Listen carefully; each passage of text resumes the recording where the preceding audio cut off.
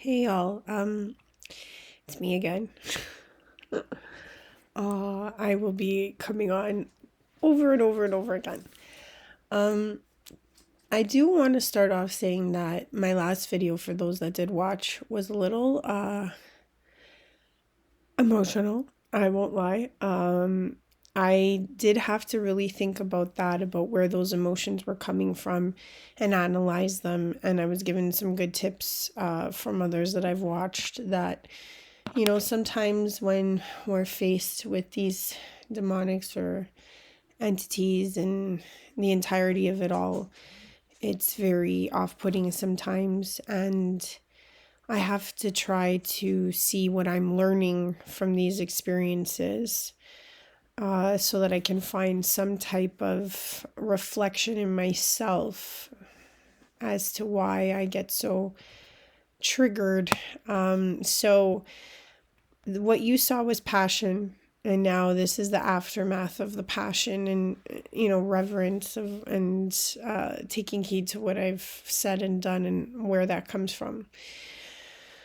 When I look at it, I can say that all of these things are teaching tools, like I've said before, and as much as the common sense thing I was bringing up will frustrate me for as long as it does, the faster I can get through that frustration and not allow it to trigger me is how I will overcome it. So I've been trying to frame my mind and thinking, like, what do I stand to see in myself that will, put us on a equal playing ground. And I think what it boils down to is that from all these tactics, I am learning that there's teachable moments, that the compassion for those teachable moments is there, and also that that things like anger and frustration are real, and I can't be scared of them. I have to face them, and I shouldn't shy away from them because they do make me who I am. So I did want to, sum that all up and say that I go through highs and I go through lows, but that's not what this video is going to be about today. I guess what I'm getting at is that I keep thinking about this idea about the chosen ones, and I go online and I see more and more of us or everyone coming on, and it's very inspiring. But at the same time, I kind of feel like I had said in the last video, if I was allowed to feel certain ways, or if there's, or are we held up to a higher standard? You know what I'm saying? So it's like, because we are this, we're held to a higher standard. So we have to be aware of that higher standard. I just woke my son up. So the reason why I say that is because I keep thinking back to the times of Moses and the freedom of the Egyptians, of the Jews fleeing from Egypt after being enslaved for so long. And I remember seeing that movie just like everyone else. Obviously, you could read it. It's in the Bible too, but most of us saw it growing up, And he goes off into the desert, leaves the chosen ones, the Jews that had fled and were freed. And he says to them, do not bear false idols. So you have to imagine that all these people were just freed after so much persecution. And you would think that there is a level of understanding that they should have, being chosen. That, Moses says this, and, the proverbial thinking is, because he said it, is that why they did it? Or were they always going to do it, and that's why he warned them? So there's this thinking that the minute that he goes off into the desert, all these Jews begin to pour all their gold into the kiln and start melting it down and building these idols, after they were explicitly told not to, because even though they had gone through all of that persecution, there still was this adoration or or belief perhaps from their end that if they created that, it would be a momentous offering to God in a sense. However, maybe that's not how God perceived that, because, as history played out, they have suffered quite tremendously as a people over time. And I wonder if in that time, if there were families or tribes that were kind of sitting back and not participating because they, within the chosen, knew that in order to stay chosen, they would need to adhere to certain qualities in order to maintain that status or that favor, or at least to become more enriched in that position versus giving away the position in a sense. And I hope this doesn't get me into trouble with my brothers and sisters out there. I'm just using this as an example from history. I mean, our explained history. Not that I was there or I know. I wasn't there at the time of Moses, but like I'm saying, I'm using it as an example. So sometimes I think that as chosen ones, we do have to adhere to a more pious, brought down existence, because not to say that we shouldn't have money or strive for things like that, but it's very imperative that we don't associate our existence, and especially our spiritual existence, with equating it with God. So that's very important, because a lot of people I find in my life and or in in my life, I've noticed that no matter how devout religiously or whatever the case may be, there was always this association that God was always equated with money. Like happiness was always equated with money. And I think sometimes if we are entrapped by that, we may not know how to get out of it. So I think this video is going to pertain more to that, where some of us that feel challenged with associating our happiness with money need to take a deep dive as to what we associate that with. So I want to give an example. Let's say, for example, a guy thinks to himself like, oh, I want that fancy sports car.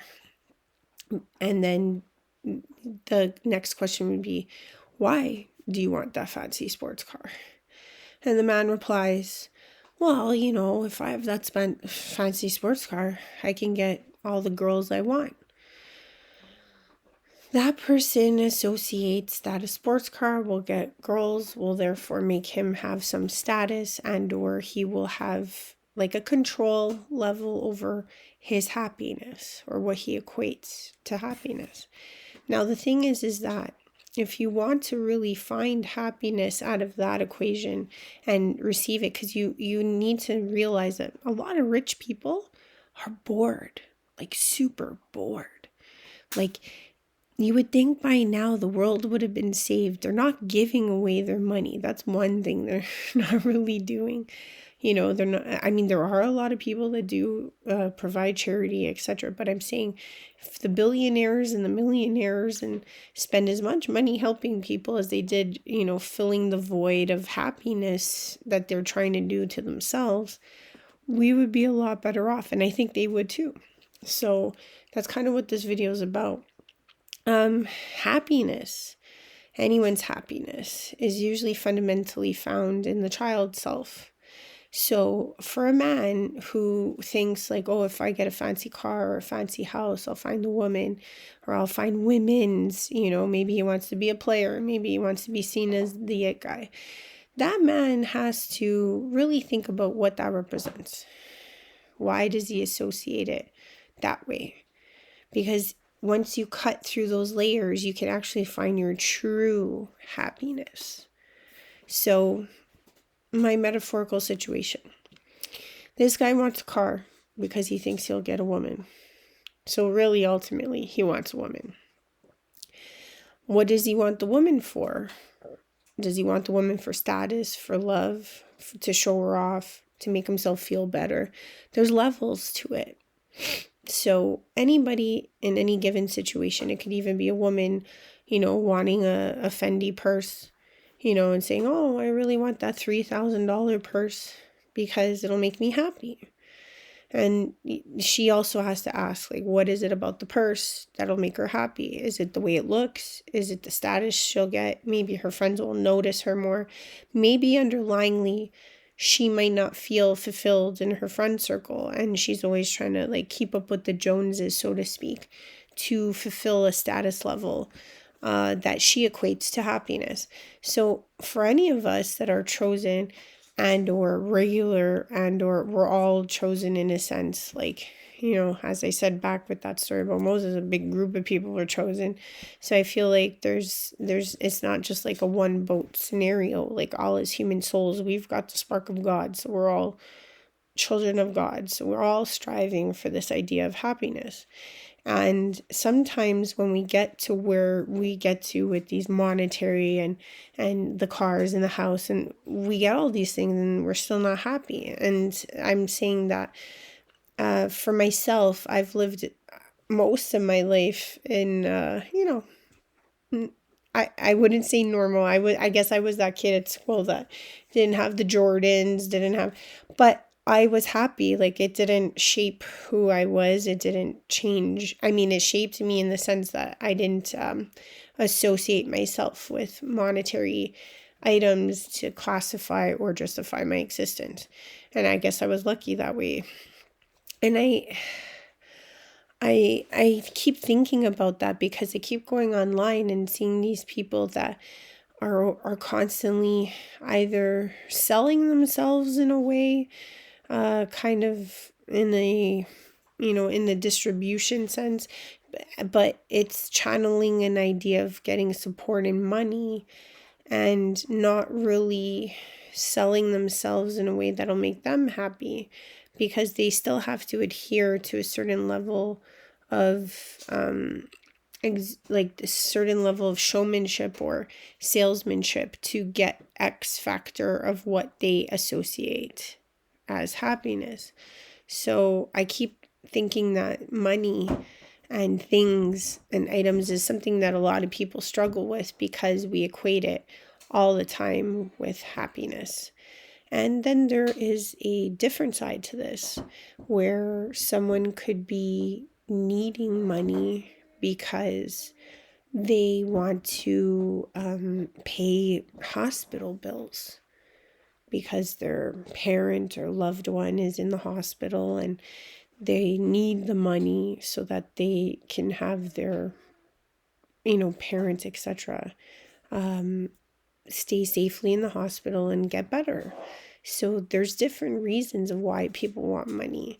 You just have to kind of realize if you're on the side of it making a more prosperous benefit to your life, or if it's to challenge things, because sometimes we don't realize why we want the things we want. We equate it to happiness, but it's not true happiness.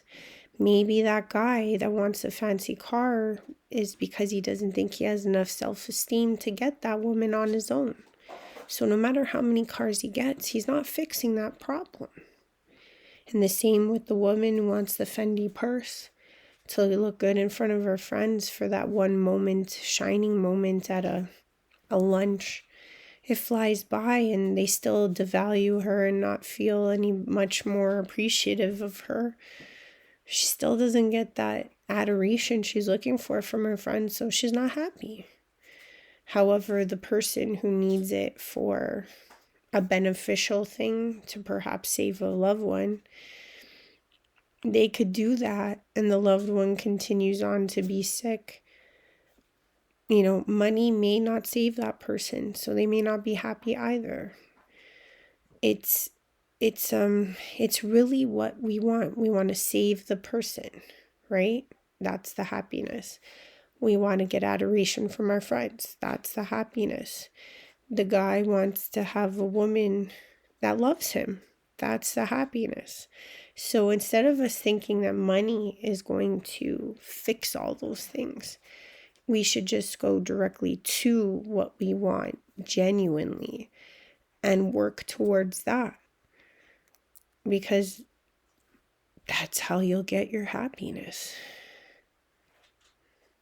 Just food for thought, I guess. I guess I just wanted to talk about that because I was reliving what I was saying yesterday, and I was like, what do I stand to learn from this? Because if we don't sit and analyze ourselves, like as the the viewer of our life, and we're looking at scenarios and situations always in a way where we're the observer, we can lose sight of what we really want, or what we truly want, and what truly makes us happy.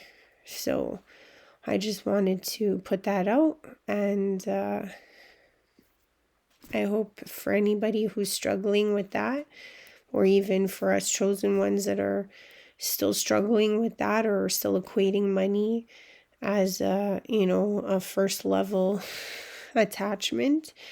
We all have them. We all got to work on them. Like, I think I'd be happy if I could get over common sense being a faulty factor in life. So I got to work on that. I got to figure out what's going to make me happy. Is it that I avoid lack of common sense altogether, or that I learn that lack of common sense is an opportunity for me to show or help grow a person? I don't know, but maybe that's where my happiness will lie. So just want to put that out there. Thanks again, guys. Love you all. Keep going, keep doing, keep growing. That's all we're here for. Thanks. Bye.